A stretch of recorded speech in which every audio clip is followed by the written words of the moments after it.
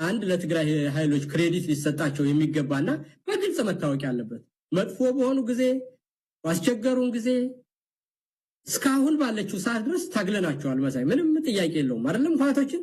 ነገር ግን ያን ባላቸው ጊዜ አማራን አብረን እንውጋው ሲላቸው አንፈልግም ብለውታል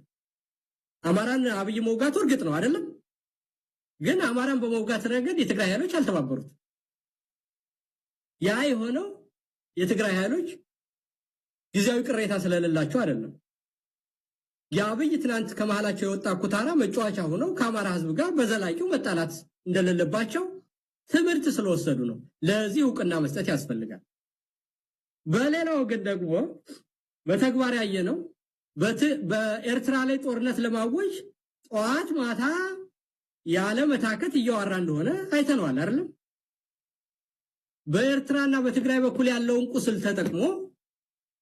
ኤርትራን ለመውረር እንደፈለገ ወታደሮቹም እሱም ፖለቲከኞችም የፌስቡክ እና የሶሻል ሚዲያ መንጋው 30 ጊዜ ሲያወራ ኑሯል የትግራይ ኃይሎች በኤርትራ ምንም ቁስል ቢኖርና ጉዛዊ ግጭት ቢኖርም በዘለቄታው ጦርነት ውስጥ አንገባም ብለው ዞር በል ብለውታል ስለዚህ ለሁሉም እንቢ ሲሉት መጨረሻ ላይ ደግሞ አሁን አማራንም በወደብ በመናምን አነሳስቶ ደግሞ ከኤርትራ ጋር ሊያጣላ ፈለገ ሞኝ ይህን ፈልግ ብለውታል ስለዚህ የሚያሳይህ በቀጠናው ያሉ የፖለቲካ ኃይሎች በስለት እየመጣ እንደሆነ አይተናል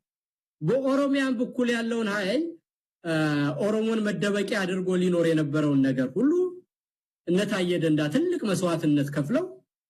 ደመጣጭና በሰው ደም የምትቀልድ አረመኔ መሆንን ተረድተናል ብለው ወጥተዋል ሌሎችም የኦሮሚያ የፖለቲካ ኃይሎች ሆኑ በአደባባይ ይወጡ የአብይ መንግስት እስካለ ድረስ ኦሮሞን መደበቂያ አድርጎ አጠቃላይ ሀገራችንንም ሆነ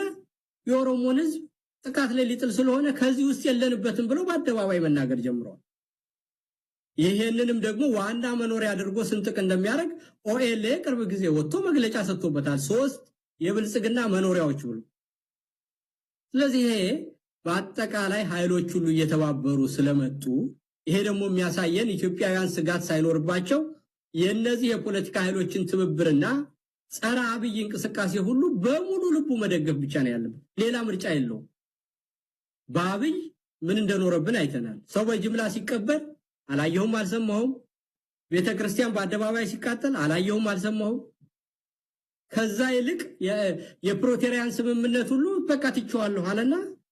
ትግራይን ሸምቅቆ ለመኖርና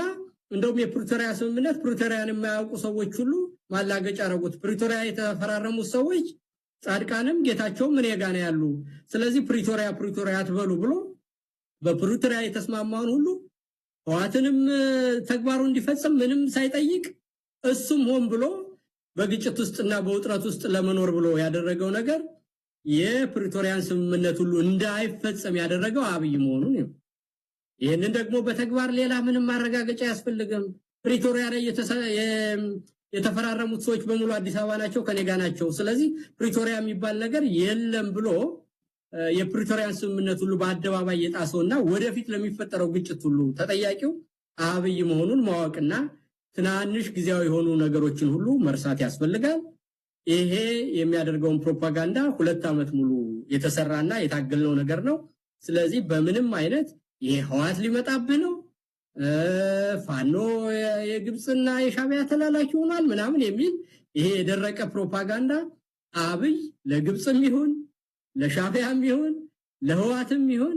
ያልሰጠው ነገር ምንም ነገር ስለሌለና በሱ ውስጥ የሚጠቀም ነገር እንደሌለ በግልጽና በተግባር ስላየን ጸረ አብይ የሚደረገውን ትግል ሁሉ በሙሉ ልብ መደገፍና ከትናንሽ ጊዜያዊ ስሜት የሚያነሳሱ ስሜት ቀስቃሽ የሆኑ ነገሮች ሁሉ ርቆ ህዝቡ አይኑን ጸረ አገዛዝ ትግል ላይ ማተኮር አለበት ይሄ ደግሞ የሚዲያ አካላትን እናንተን ሁሉ እኛንም